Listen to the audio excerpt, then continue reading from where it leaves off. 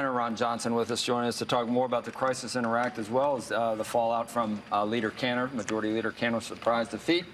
Senator is also a member of the Foreign Relations Committee. So, Senator, it's going to be used to make political hay. We know that because, a couple of years ago it was being touted as a foreign policy success. Now it's certainly hard to do that. But what do we want to happen, and how can we, for the United States, what do we want to happen, and what can we do so that our interests are served? Well, good morning, Joe. First of all, what it should be used is we should learn lessons from what's happened here. This is a tragedy that never should have happened. When President Obama came into office, Iraq was largely stable. And we need to understand that America's role in the world primarily is to provide stability, particularly stability for our friends. So what we should do right now is the Kurds up in the north. We need to do everything we can to maintain that region as stable. We need to make sure that Israel remains stable, that we don't force them into agreements that destabilize Israel. We need to throw all of our support and help to the new government in Ukraine so we can stabilize eastern Ukraine. So we need to understand what's happening here strategically. Russia is trying to expand, and they can't expand by actually taking over the country, so they're going to destabilize regions. Same thing with Iran. Iran is trying to get greater influence over the Middle East. They can't do it by actually taking over governments, so they're going to destabilize regions. So America's role is there to stabilize things. And we had a great opportunity here with Iraq where it is stable. We should have kept our forces there. Do you mean keeping armed forces there? You mean boots on the ground? Well, we should, again, this is Monday morning quarterbacking, but we have to learn these mistakes, these strategic blunders.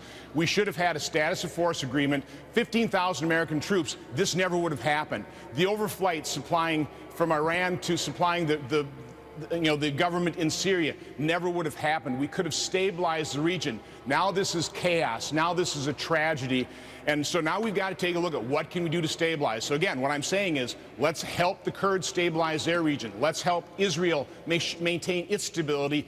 Let's get back up into Ukraine and show strong support for Poroshenko, so that he can actually negotiate through a position of strength with Putin. It's Michelle here, Michelle Caruso Cabrera. When you say stabilize the Kurdish region, does that mean the Kurds get to have their own region and their own country, or when you say stabilize, does that mean maintain the status quo where they're just a semi-autonomous region and still a part of Iraq?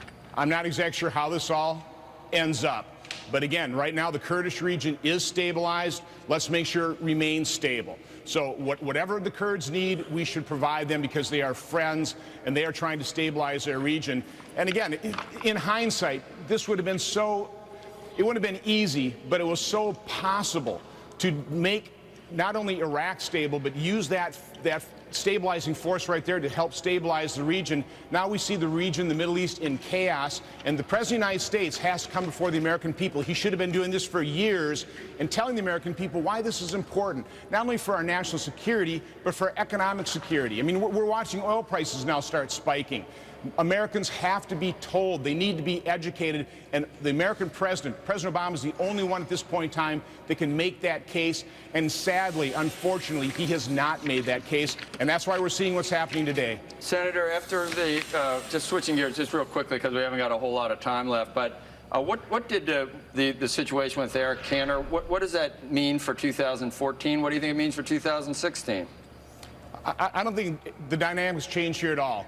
Harry Reid is still, I hate to say in charge, but he's in charge of the dysfunctional Senate. That is the roadblock. That is the gridlock here in Washington, Senator Harry Reid.